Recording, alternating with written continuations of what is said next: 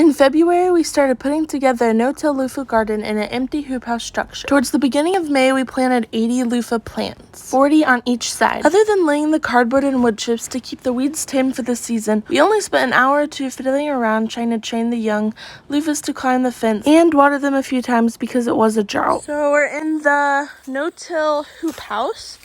We planted all the loofahs in here in the spring, and we found this many that were dry, and we're gonna clean those up. We also clipped all of the loofah plants at the base so that they would all dry out. Okay, so we're in this big hoop house, and we planted them in May. And now it's the end of September, and we found a couple that are dry. This one has had time to completely dry down, and I know that because if I rattle it, you can hear that it's really dry inside. This one we found, and it was kind of like a yellowy brown color, and we peeled this one. There's two different methods to processing these.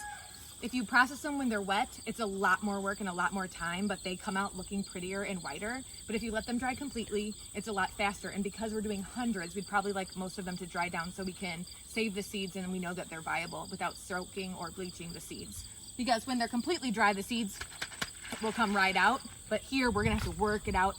So this one is really soggy, so we're gonna rinse it out really good and try to wash all the pulp out so that it doesn't mold.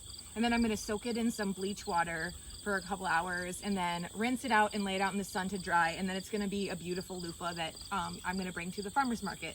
This one, I'm going to cut both the top and the bottom, shake out all the seeds. Then I'm gonna soak this in water so that the outer casing will just like peel right away.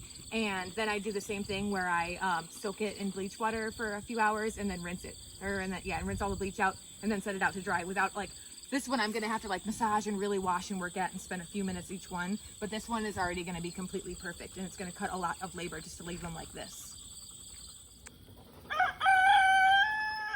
If you have any questions, we'd love to answer them. Thank you so much for watching, and I hope you enjoyed this video.